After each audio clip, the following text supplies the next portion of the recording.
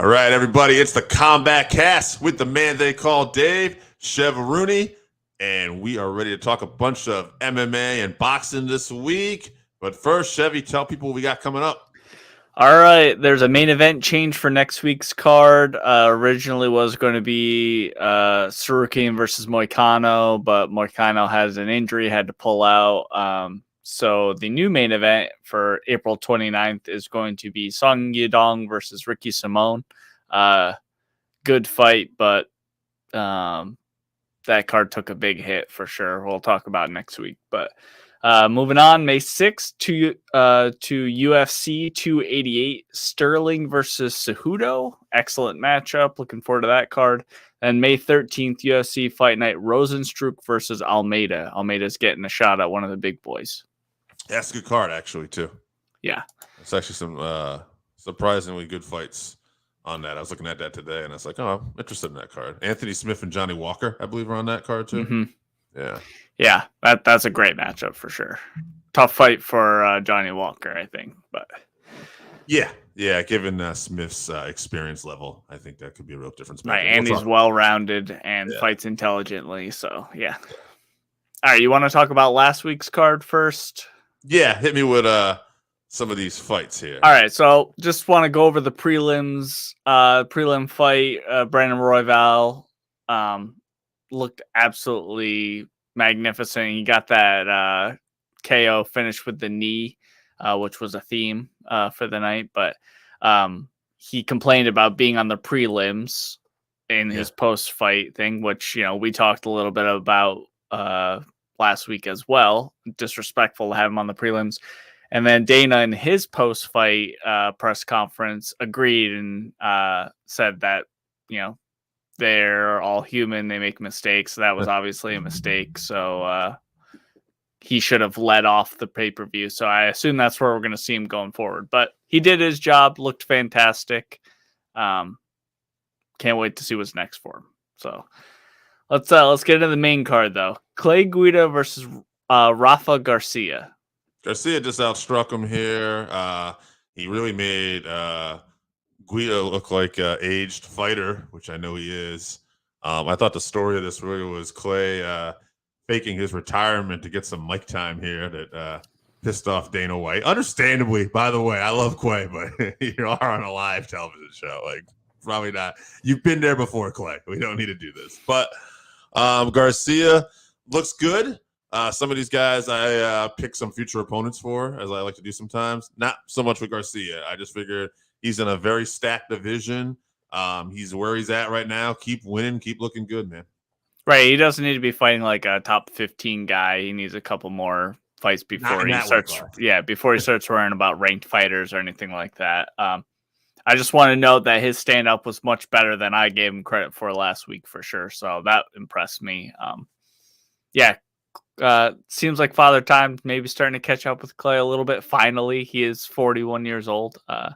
I also wasn't a fan of his fake retirement. Full disclosure, I was watching Creator Clash 2, which is a influencer, like YouTuber boxing event while this was going on too. So I was not in control of the volume setting. So I didn't always hear what was going on during these fights, but, you know, 2 TV situation. So I did see it. I thought he retired. And then I was reading on Twitter that he didn't retire. So, not surprised that Dana was not a fan of that for sure. So, and he says, I like Clay. It just wasn't the right move. Right. Of course. Yeah. Yeah. Trying to move the card along. Yes. So, yeah. All right. Let's move on to a great fight. Pedro Munoz versus Chris Gutierrez. I mean, now let's say great fight. I think that about sums it up. Munoz, though, showing he still is one of the top bantamweights to me out there. It's just bantamweight is so freaking stacked that, you know, it's really hard to get into that upper echelons, that top 5 with these guys. You mentioned earlier Song Yadong and Ricky Simon are now going to be the main event coming up. I think Munoz should probably face the winner or the loser of that, but I think one of those guys would make a great opponent for his next fight as well. Yeah, I think that matchup wise, that would be good too, for sure. Yeah, Pedro has still got it, obviously, because Chris looked pretty on his game, but Pedro was just better on the night, so good for him. Yeah, like you said, bantamweight super stacked, spoiled for choice. So let's move on. Tanner Boser versus Ian Cutelabra. Kudaraba, this guy always is aggressive, comes to fight. And he had enough here today to get it done. That light heavyweight division is he's fought like everybody. That's the thing, right? When you looking at it, like I was trying to think like what to do with this guy next, and it's like, Ryan Spann, but he lost to Ryan Spann, and he's fought some guys, he's lost to guys. I actually think a guy who suffered a loss that we're going to talk about in the next fight, Dustin Jacoby, that might be a good fight for him next. Yeah, this is pretty much how I saw this fight going. But honestly, it could have been either guy to get it done. Tanner just got caught first. So I hope that they don't cut him. I know both guys were on a bit of a slide. As far as Kutalabra's next matchup, I think Jacoby gives him all he can handle. I think that's a very tough matchup for him for sure. There are not a lot of not tough fights. Now, yeah. I mean, it is UFC, but yeah, he's got to round out his game a little bit more, or fight with a little bit higher fight IQ or something. But he looked good on the night. Definitely an exciting fighter to watch. So let's move on. Dustin Jacoby versus Asmat Mirzakhanov. Asmat, it looks good. I'm in trouble with his last name, Mirzakhanov. He looks good. I don't know. It's like I was trying to think of a guy for him to fight next too, and it might be a little early, but I mean he's already in the top 10, and with the light heavyweight division, it's kind of almost a free for all right now. Mm-hmm. So I was actually thinking not the winner specifically, but actually whoever loses that Anthony Smith, Johnny Walker, like that could be a next step up for him, because again, I feel like this division, it's very strange right now, light heavyweight. And I'm not knocking it, but I just feel like we have a lot of guys. I feel like the light heavyweight champion, Jamal Hill, who I'm a fan of, but like he could easily, if this had been another time period in light heavyweight, be like in the top 15, not the champ. Right. He's lucky that Ankalaev and Jan had that draw, and Dana was so opposed to it that he ended up getting that shot against Glover. He made the most of his opportunity. Yeah. But this is a wide open division, right, for sure. I actually kind of see the UFC maybe trying to push Asmat a little bit. He has that undefeated record. Right. So he might get a little bit of a push because nobody's really defining themselves as a great contender other than Yuri when he comes back, obviously. I mean, there's talks about Pereira, in the mix as well. So he'd be a tough matchup for Pereira, I think. Yeah, his kryptonite for sure. Anyone that can wrestle is gonna be problems for Pereira, I think. Not that he won't do well at this weight class, because I still think he's, gonna be a top tier guy for sure. But I do want to see his wrestling tested by an actual, top level wrestler. He might, get smushed like Johnny Walker was by wrestlers, but like Francis was at first when Stipe, decided he was just going to wrestle him, those kind of situations. So, all right, let's move on. Edson Barbosa versus Billy Quarantillo. I was happy. Billy Quarantillo, I thought, would get this done, but Barbosa still got some in the tank. And I thought this was going to be what we're talking about, aging Barbosa, but not so fast. He might not be, in that title contention. He's still very, very dangerous. Looks sharp. His striking is still very much on point here. I always struggle with this guy's name, but I think Sodiq Youssef. Sadiq Youssef, yeah. Yeah. That'd be a fun one. Yeah, for him, definitely. Yeah. Credit to Edson, obviously, but I think Billy's going to be upset with himself on this one. he got caught charging in on a super dangerous striker. I'm sure he wishes he had played it just a little bit more patient. Like I said, credit to Edson, though. What a finish. That was an absolutely brilliant knee. Still love watching the guy fight for sure. But I think Billy's going to be upset with himself over this one. All right, let's move on to the main event, the fight I was equally excited and terrified about, and it ended about as well as I could have hoped. I don't think either guy lost anything with this. So Max Holloway and Arnold Allen. I agree with I think what Dana said about this. Arnold Allen came on strong, but a little too late. Like what he brought out in that 5th round, maybe if he was able to do that like in the 3rd, he might have been able to pull this off decision wise. Max is still Max. He still has a tremendous amount of output. Yeah, I mean, he's still to me like he's clearly the 2nd best featherweight in the world right now. I saw an article somewhere where Volkanovski was like told him after his fight, he's like, man, please get out of my division. Like you're beating all my contenders. And I get it. I love Max. He's a great guy, but it's kind of an awkward situation. And right, we can't just keep having Max and Volkanovski fight over and over again.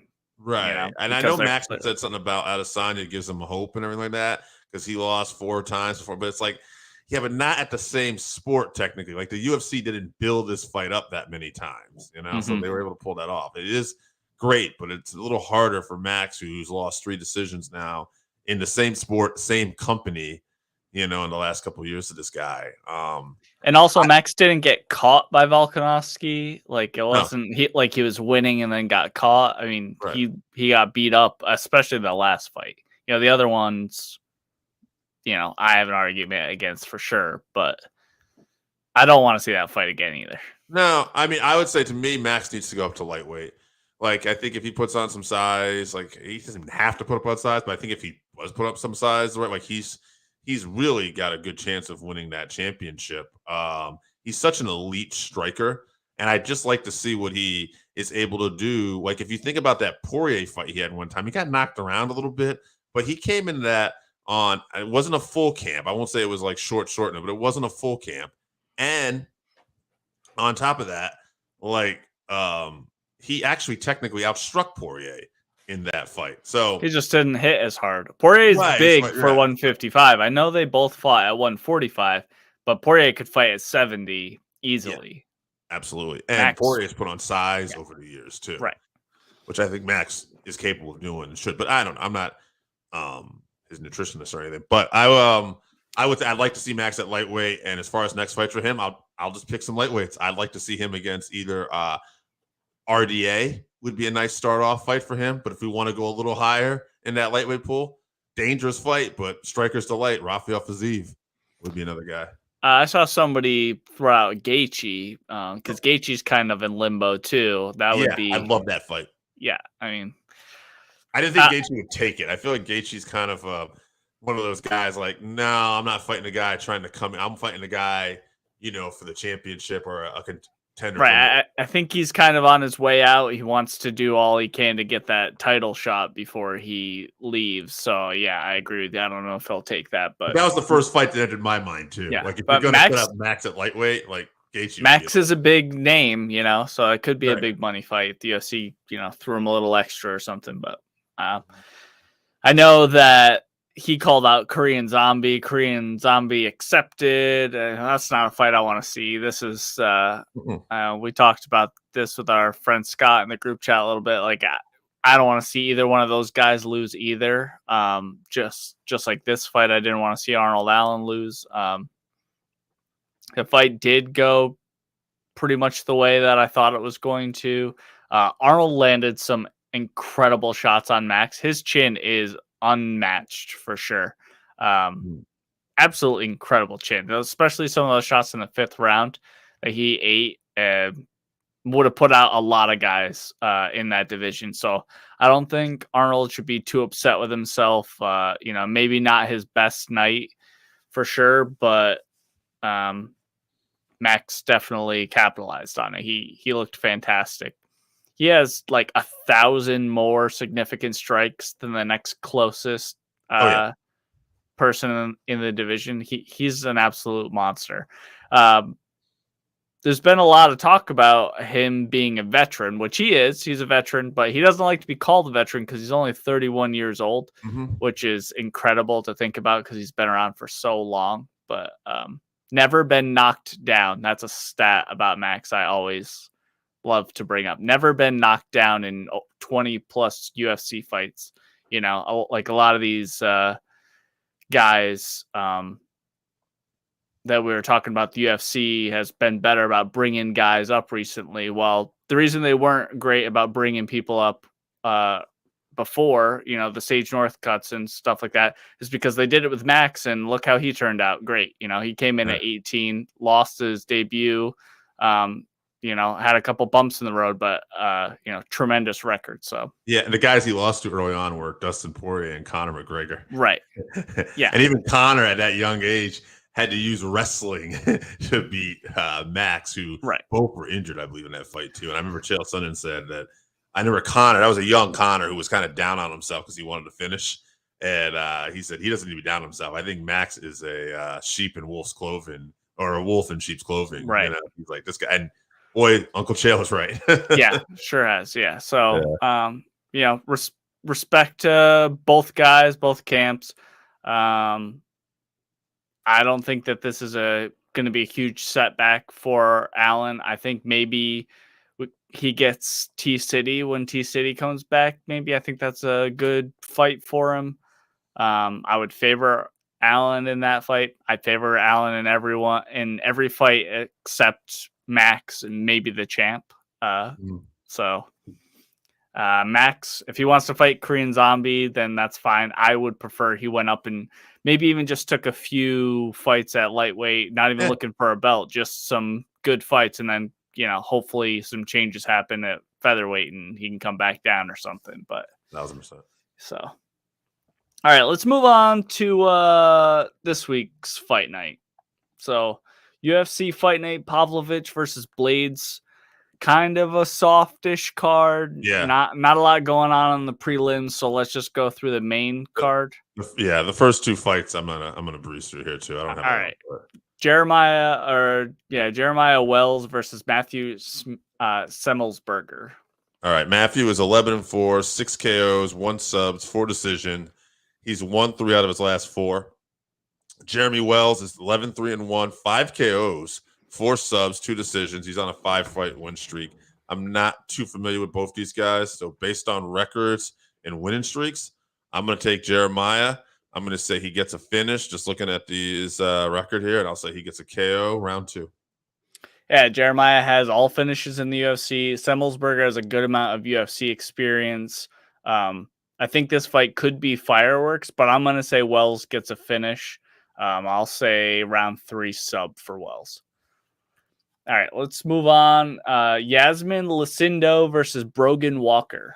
Lucindo's 13-5, 8 KOs, 2 subs, 3 decisions. Walker's 7-3, 1 sub, 6 decision.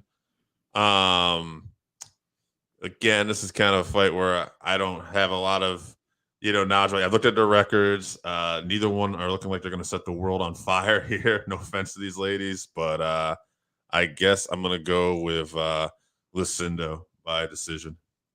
Yeah, Brogan lost her debut and had only 1 win in 3 before that.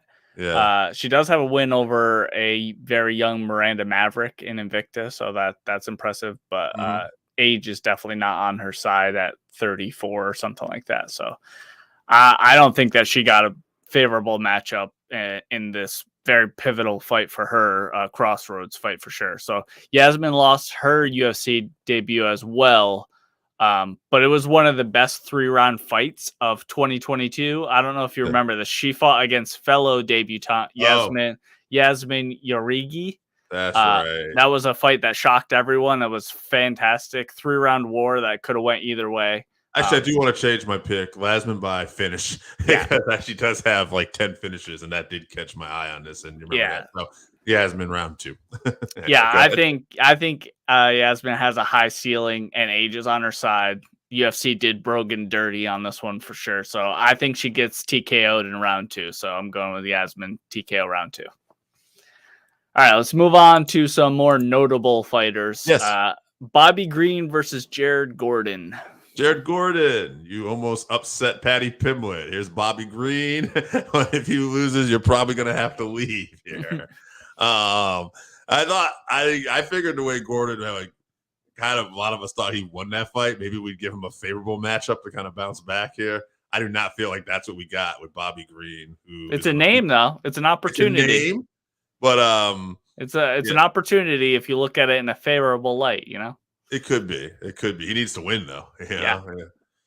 Anyway, 19-6, Jared Gordon, 6 KOs, 2 subs, 11 decisions. Bobby Green, 29, 14-1, 10 KOs, 8 subs, 11 decision. I got Bobby Green. Bobby Green by decision. I think Jared Gordon is shown to be tough. I don't think he'll be finished. I think this will be competitive, but I think Bobby Green is just a really, really slick striker who may be getting up there, but he ain't done. So right, he's in his mid-30s, but he still is very elusive, for sure. So Gordon's getting another big name after his quote-unquote loss to Patty back in December. Jared will definitely need to use his wrestling if he even wants to make it to the end of this fight. If we see the Bobby Green that we saw against Drew Dober before he got caught, then I think Bobby Green KOs him. I'll say round 3, because Jared's pretty tough. If Bobby wins, I'd love to see him get the Patty fight next. I think that'd be a great matchup. Me too. I'd love to see Bobby get that fight. Great build up for that too. Maybe Patty doesn't need to be on a pay-per-view. We can do a fight night, main event fight night or something like that. So, all right, let's move on. Brad Tavares versus Bruno Silva. This is an interesting one. Silva's 22-8, 19 knockouts, 3 decisions, but he's on a 2-fight losing streak. Tavares is 19-7, 5 KOs, 2 subs, 12, and he's won 2 out of his last 3. Tavares, I think, has a little more tools to get things done, but he has been clipped before. Silva's back is against the wall here with a 2-fight losing streak. So I got Bruno Silva getting it done. I think he's going to come out Blaydes glory. And this is no disrespect to Tavares. I just think he's going to come out, and I think it's going to end up being a firefight, and I think he'll finish him in the first round. Why don't they hook Bruno Silva up with another striker? He is a super exciting striker on the feet. I know that he got Pereira and he got clipped by Pereira, but he hurt Pereira bad before he got kneed in the face. Right. I don't know. With 2 losses in a row, I would think the UFC would want to capitalize on a guy like him. He could be exciting for casuals. He can bring casuals in to watch fights. So I think you'd want to keep him around, but I don't want to watch him defend takedowns for 3 rounds, which is basically what I think we're going to get here. Brad has shown that he can get caught coming in, like you were saying, but I bet he grinds out a decision win, just does real safe wrestling. Yeah. And I don't want to him up against the cage. So maybe I'm going a little bit with my heart here because I agree with you 100%. And I actually meant to say, his last 2 losses were Pereira, who is an elite striker, which is a favorable matchup for Pereira. And then Gerald Which he hurt very bad. Yeah. They're losses to quality opposition. It's just right. It's not a favorable matchup. I do feel Tavares does get clipped. I do think, I guess what we're going to happen here is either Silva is going to catch him early or, we're going to probably end up grinding out a decision for Tavares. Right. Anyway, let's get this main event. All right. Yeah. So Song Yadong versus Ricky Simone was supposed to be on this one, but that got moved to be the main event for next week. So that Bruno Silva and Brad Tavares would be the co-main. So onto the main event, Sergei Pavolich versus Curtis Blaydes. Huge heavyweight matchup. I feel like we could argue this too. Like Pavolich is probably going to catch him, or he's going to lose a decision here through wrestling. Sergei is 17-1, 14 KOs, 3 decisions, 5-1 in the UFC, 5 win streak, all knockout wins in the UFC, and he's got 3 performances of the night to his credit. He's exciting. Curtis Blaydes, 17-3-1, 12 knockouts. Maybe Curtis doesn't get the respect he deserves he can finish, but 5. A lot of those are ground and pound too. Yeah, 5 is just 3-fight win streak. But most takedowns in a fight in UFC heavyweight division history too. So Curtis is just a wrestler's wrestler. He's hunting the overall takedown record in the UFC. I like Sergei to get the win because he's a more exciting fighter in that respect. But I think Blaydes will wrestle him. I think Blaydes will do what other guys weren't able to do. He'll get in there and he'll be okay. He could get clipped because that's happened, much like we talked about before with other people. But if I had to bet my money, I would bet on Curtis Blaydes, and it's probably going to be a 5-round decision. Well, he might finish him. Yeah, I mean, he might ground and pound him. If he gets him to the ground, he's super powerful. So, Sergei is all power in everything he does. Those last couple first-round finishes that you were talking about, the Black Beast and Tai Tuivasa, two dudes that have pretty good chins. He took out in the first round. His takedown defense is great, but he hasn't faced anyone the level of Curtis. Curtis is probably the best wrestler in the division. Maybe John Jones. Tough to say. Curtis has cut through everyone except the super powerful punchers, the Francis Ngannou's, the Black Beast. Sergei is probably up there on that level. So tough matchup, I think. He needs to duck under the first few shots early because Sergei comes out real aggressive, and he needs to use lots of wrestling to drain Sergei if he wants to win, I think. He should not try to strike at all. I know he has a few knockouts. He's looked a little bit better on the feet as of late. He has that very light on his feet karate style. But he shouldn't try to strike at all. I think, unfortunately, because I'm a huge fan of Curtis. I like Sergei too, but I'm a big fan of Curtis. I think Sergei's patient enough until he stuffs the first takedown. And then after that, he's going to back Curtis up against the cage and unload on him. So I'm going to say TKO, round 1 for Sergei. But I really hope that I'm wrong. I'm rooting for Curtis in this fight. Mm-hmm. Here's the thing. I think Curtis could get a fight with John Jones. I don't think John Jones fears Blaydes, and I think Blaydes could slip in there. And I think Blaydes has the best shot of actually being able to beat John Jones. Yeah, I'm with you. I'm with you. I agree with that. All right, we got a Bellator card, you said, too. I do not know much about this. So. Yeah, Bellator 294 on the 21st, which if you're an audio listener, is when this will come out. But from Hawaii, just a couple notable names on there. It's not a super great card, but Danny Sabatillo, Sarah McMahon, Tim Johnson, Liz Carmouche are all on the card. So if you have Showtime, you can watch that on Friday. But Showtime pay-per-view. That's right. Gervonta Davis versus Ryan Garcia is a boxing match at a catchweight this weekend. Very, very exciting matchup between two huge young boxing prospects. Absolutely. Davis is 28 years old. He's 28-0. He's got 26 knockouts, 2 decisions. He's got let's see how it was. A winning percentage stands at like 93% when it comes to finishes. So his knockout to win percentage, 93%. So Ryan Garcia is only 24 years old. He's got 23 wins, 19 KOs, 4 decisions, and he's got a hell of a chin. Like, he's been knocked down and comes right back too. He is durable as hell. And his speed. He has incredible hand speed. Yeah, it's a really fun fight for boxing, and they've done a great job. If you look at some of the all access on Showtime for Garcia and Davis, will really get you hyped up for this. And both guys are even talking about betting their purses for this. So I'm kind of curious. I don't want to pay that $84 for this, so we'll see. But I might try to get something. Yeah, there's not too many boxing cards that I'm like, oh, you know what? I would pay money for this. This one is on the edge. It's very good matchup. It's a very good matchup at this point. Yeah. So, but yeah, I'm gonna go. My mind tells me Davis because of the punching power that he'll just find a way to win experience. But like, my heart wants Ryan Garcia to win this because he's so young, and I just like the idea of him coming up the ladder a little more. Yeah, I really don't know who to pick, who's going to win. I also would like Ryan Davis to win, but Tank is probably the hardest puncher pound for pound. You know, with that finish rate, he just waits those first couple rounds. He barely throws any punches.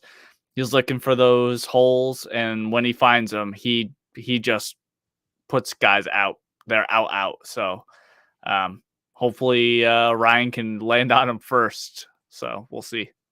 All right, Chevy, tell people what we got coming up. All right, April 29th, UFC Fight Night, Song versus Simone.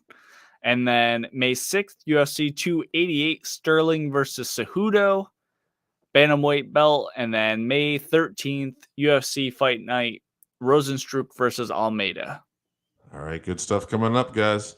Check us out. Whoops.